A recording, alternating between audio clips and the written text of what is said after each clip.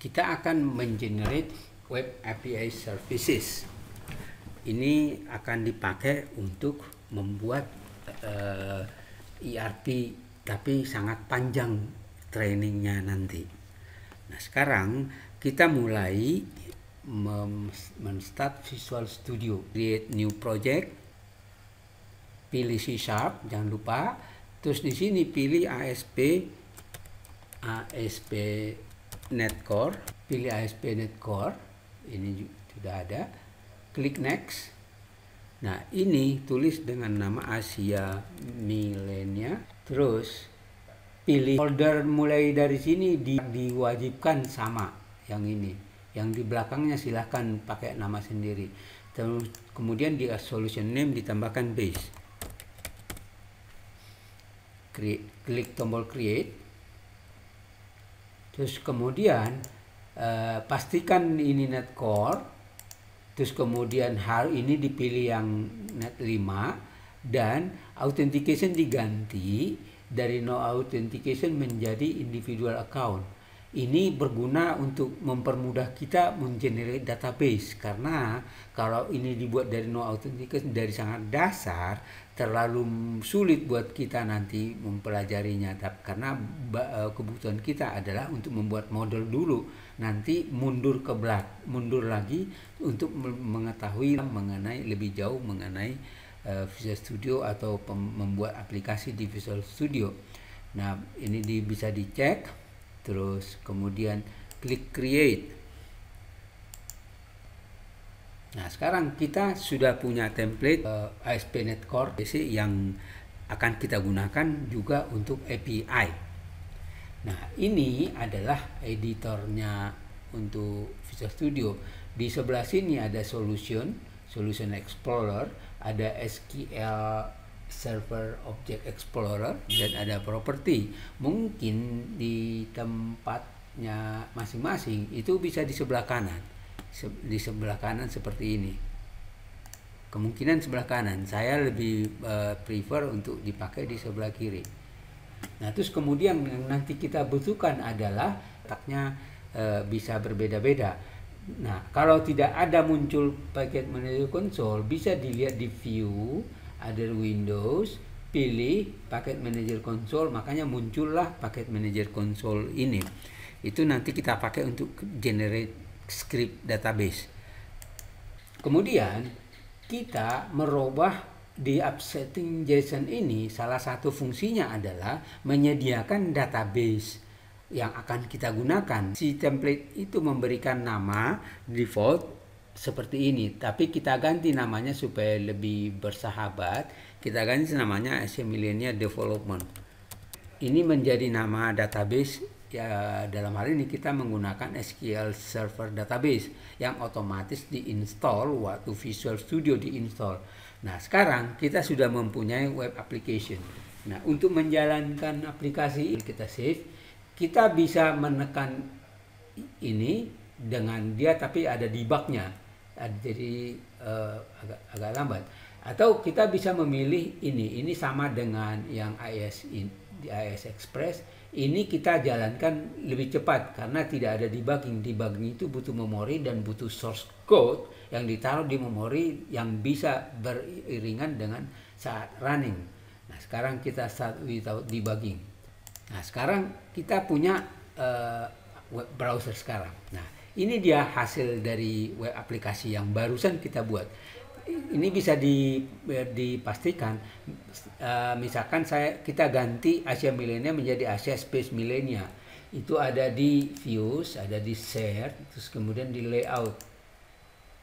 Nah, ini dia Asia Milenia, kita kasih space, terus kemudian kita save, dan kita refresh browser kita.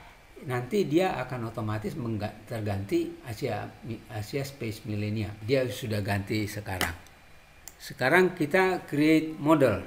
Untuk create model, kita butuh dua buah folder. Pertama adalah entities, itu di bawah folder Asia Milenia. Add new folder, namanya entities. entities.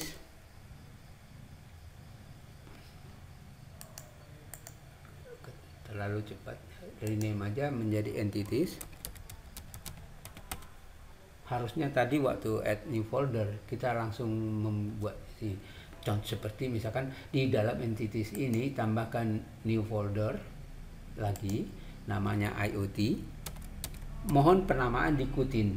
Jadi karena kita akan mempunyai standar penamaan. Kalau istilah internasional standard naming convention. Kita tambahkan folder berikutnya namanya person untuk menyimpan model person. Kalau tadi IoT untuk menyimpan semua model yang mengenai IoT. Nah, sekarang kita tambahkan model, kita tambahkan sensor type di IoT. Add class, berikan namanya sensor add.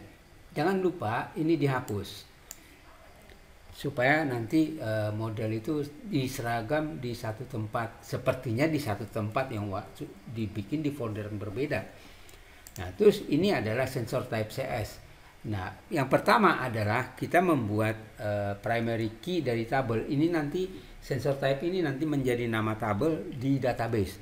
Nah, yang pertama adalah primary key yang kita kasih nama standard naming convention namanya ID. Yaitu public, jenis datanya adalah integer, namanya ID, terus get dan set. Ini namanya getter and setter. Nah, terus kemudian tambahkan field yang lain dengan cara yang berbeda tapi lebih cepat. Ketik prop, tab. Nah, kan kita dibantu. Nah, ini sekarang tipe datanya adalah string. Terus nama propertinya adalah tab 2 kali, nama propertinya adalah name, and enter. Tambahkan properti berikutnya, ketik prop, tab, jenisnya adalah string, tab, namanya adalah code, enter. Satu lagi, prop, tab, string, tab, notes. Sekarang kita punya satu model, satu kelas. Berikutnya kita tambahkan model lain namanya sensor. Add class, sebut namanya sensor. Add, tetap ini dibuang IoT-nya. Nah, untuk lebih cepat saya copy paste aja apa yang diperlukan. Nah, di sini ada tambah satu nama. Ini kehapus satu kurung kurawal tutupnya. Nah, tadi ke sensor type sudah ada. Ini adalah sensor type yang barusan kita buat. Model yang barusan kita buat. Sedangkan person ini juga model tapi belum kita buat sehingga dia marah. Ini person belum ada. Kira-kira begitu. Nah, di sini ada jenis baru disebut enum. Ini kita beri nama sensor enum type. Ini namanya apa aja kita bisa tentukan sendiri. Nah, ini adalah jenis sensor. Nah, ini bisa nanti kita tambahkan misalnya color sensor, dan sebagainya. Kita bisa tambahkan kapanpun kita butuh, kita bisa tambahkan. Ini tidak mempengaruhi ke database, tapi menambah jenis sensor.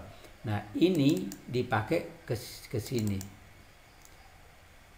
Kalau nanti disimpan, ini isinya adalah 0. Ini bisa kelihatan. GPS isinya 1, kalau sensor isinya 2. Jadi yang diisi di dalam database nanti diisi di sini adalah 0 atau 1 atau 2. Sekarang kita menambahkan model person di tadi, yaitu di folder person, add class, namanya person.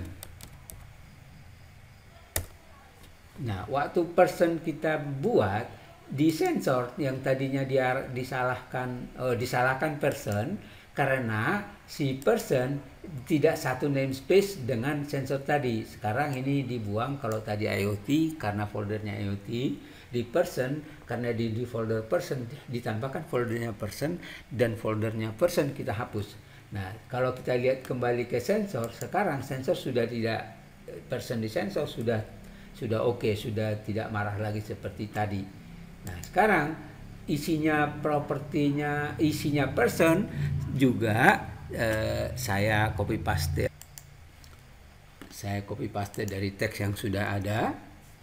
Nah, di sini ada penambahan, kalau tadi yang model seperti ini tidak ada, sekarang ini ada penambahan karena nanti ini nama ini akan untuk di browser diganti namanya menjadi first name karena ini adalah nama field, ini nama field untuk di display di browser. Ini dia masih marah karena tidak kenal display. Nah, untuk mengenal display kita kasih diisi ini tadi. Sekarang person sudah terisi. Nah, sekarang kita menambahkan lagi di IoT sensor event. Sensor event kita tambahkan di IoT yaitu add class namanya sensor event. Sensor event ini adalah hasil sensor akan disimpan di sini. Jadi kalau ada sensor nanti dari IoT datang, datanya disimpan di sensor event ini. Nah, supaya lebih cepat saya copy paste aja dari yang sudah ada.